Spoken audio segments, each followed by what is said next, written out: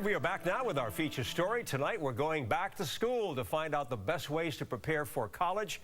My special guest joining me right now is LaToya Battle-Brown, who's an associate dean at Rutgers University in Newark. Let's hear it for Rutgers, right? All right. Thank you so much, Ernie, for having me. We have a lot to talk about tonight. We do. We have a lot of things to talk about. Before we get started on that whole thing, Matt King is going to show us just how tough and sometimes overwhelming that whole process can be. Watch.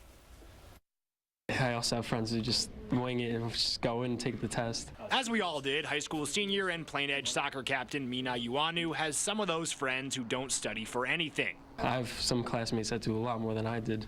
And others who perhaps over-prepare for both their high school classes and, more recently, what comes after high school. Full practice SAT tests and ACTs, and they'll sit there for hours by themselves and then go take more classes. We met Mina outside the Malloy College admissions office where he gathered after school one autumn Thursday for an open house. If you're applying to different schools, you have to do different things. You have to write essays, write a resume, get recommendations, get your grades. You got to keep a certain grade point average, get good SAT, ACT scores. All of those tasks require and have always required management on the part of the applicant and his or her family. A lot of help from my parents. It's a difficult process. Mina's mom, Elena, called the essay the most trying part of that process, but also pointed to the number of possible expenses just to apply to a college, which then plans to charge those who matriculate tuition.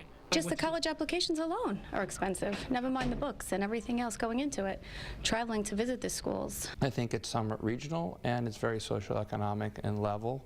Malloy College President Dr. Drew Bogner spent 3 decades as president or chief academic officer at a college and recommends high schoolers devote more of their focus on advanced placement courses and character-building extracurriculars in schools than spending money on extra college prep outside of them. This idea of tutors, private tutors, is really unusual for me from where I come from. I don't think that existed very much at all, and here it's more prevalent. They take classes in school and after school, and they'll go home and do stuff on their own. It's difficult to estimate the number of students today who enroll in some kind of college prep because the majority of the big prep firms are private and don't release student data, and that fails to account for free YouTube videos, private tutors, prep books, school classes, and online courses.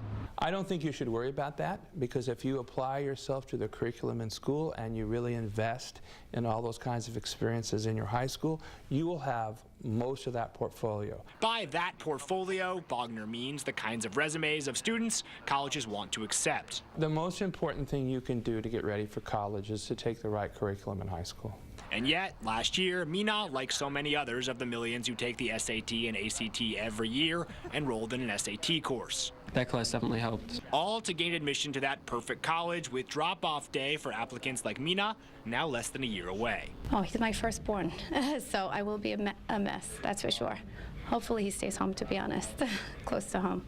In Rockville Center, I'm Matt King, Fox 5 News. Thank you very much, Mac. Okay, LaToya Battle-Brown is back from Rutgers, and I have to say something. As a parent, I can say to you, I don't know whether it's more stressful for parents or for the kids going through this whole process, right? Well, yeah, I would say it is equally stressful for both the parent and the child. True. Because you want what you want. You want your child to have a great opportunity. But what I would say for parents and students is parents to be a champion for your children while they're going through this process. And for the young person, I would say don't let this process define who you are. I like what you're saying there. That's very important. How soon should you start this whole process? I would say you should probably start this process in about 9th grade. 9th grade? Yes, yeah. Absolutely. You have some parents who are starting it a little bit earlier. Yeah, kindergarten. Yes, absolutely, kindergarten. Yeah. But I would say that 9th grade is reasonable. Okay. To start thinking about where it is you want to go, start going on college tours, thinking about and talking with your parents about what's affordable, and, you know, visiting and figuring out where you fit. Yeah, it does take time. It is a process. Okay, just quickly, some of the things that are most important. Are the test scores as important as they used to be? You know, Ernie, that's a great question because many schools are going test optional. Yes. They are a part of the admissions process. Some schools don't look at them. Some schools weigh them very heavily in the applicant process. Okay. But I would say having a full, complete profile of who you are as a student, including your test scores. That's important, It's too. important. And grades, too. I mean, you know, that's an obvious record of your performance. Grades are a great indication Yes. of how well a student will do in college. They put a lot of pressure on essays now, right? Yes. This is like who you are. It defines you. And some kids try to get a little creative by doing videos and using the new technology. What do you think about all that? So the essay is an important part of the application process because it gets to tell us who you are as a student and what you bring to the campus community. So we ask that students be as authentic as they can because most schools don't interview.